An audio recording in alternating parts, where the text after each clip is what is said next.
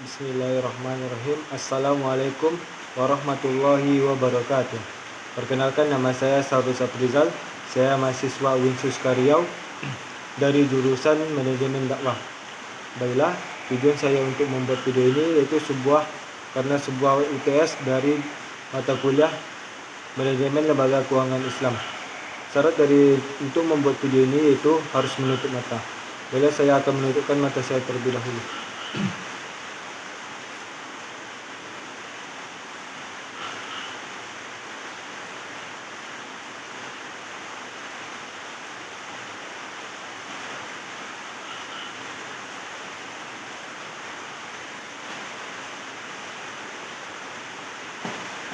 Prinsip dasar operasional perbankan syariah atau disingkat dengan PDOPS.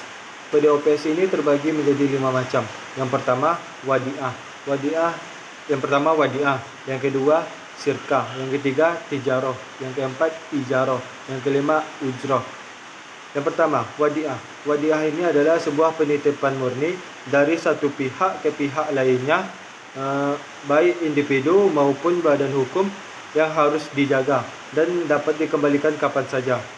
Wadiah ini terbagi menjadi 2 macam. Yang pertama yaitu yad amanah, yang kedua yad domanah. Yad amanah adalah si penerima titipan tidak dapat memanfaatkan barang titipan tersebut sampai si pemilik titipan mengambil barang titipannya kembali. Yang kedua yad domanah.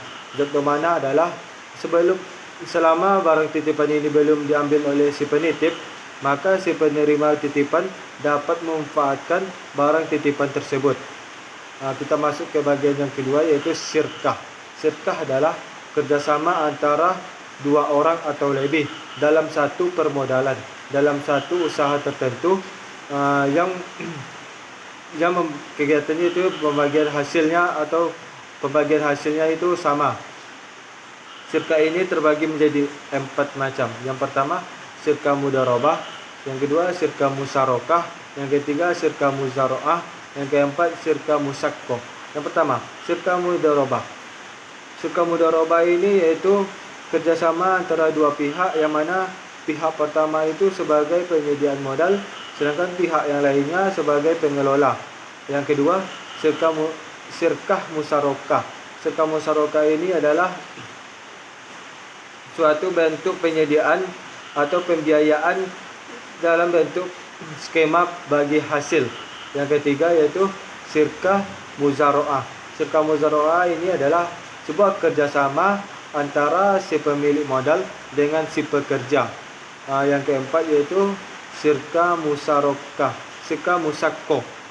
Syirkah musyaqqah ini adalah sebuah kerjasama antara si pemilik kebun dengan si penggarap, dan nanti hasilnya dibagi sesuai dengan kesepakatan bersama.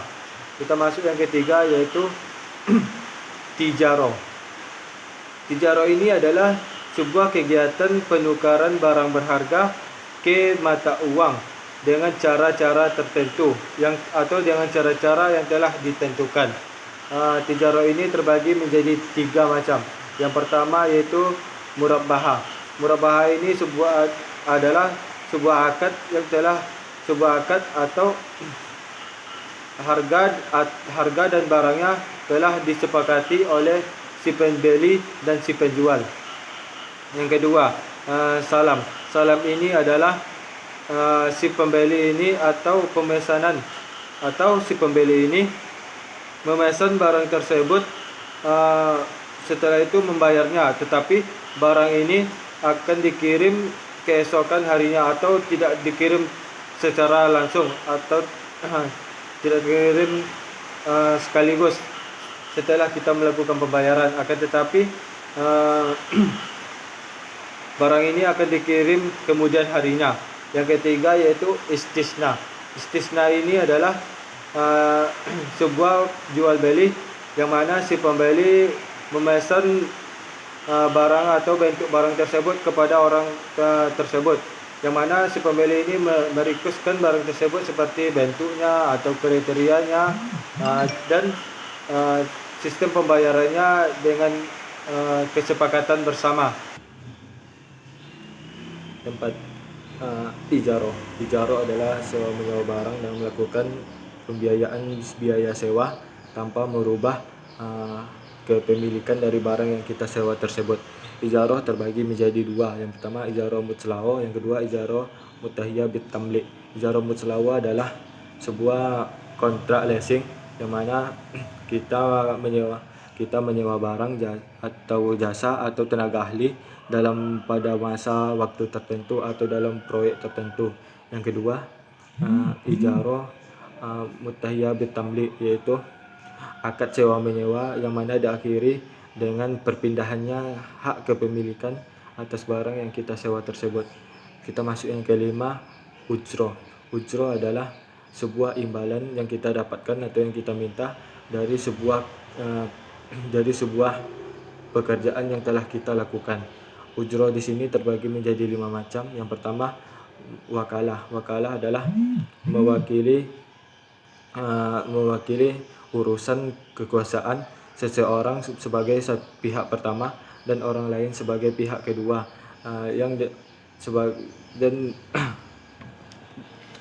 dan pihak lain sebagai pihak kedua atas segala hal-hal yang telah ditentukan kepadanya. Yang kedua yaitu hafalah. Hafalah ini sebagai sebuah hukum di dalam agama Islam yang digunakan oleh si penjamin kepada orang yang dijamin sebagai kontrak untuk masa sekarang atau masa yang akan datang. Yang ketiga yaitu hawalah. Hawalah di sini yaitu perpindahannya utang piutang dari satu pihak ke pihak lainnya. Yang keempat yaitu ran.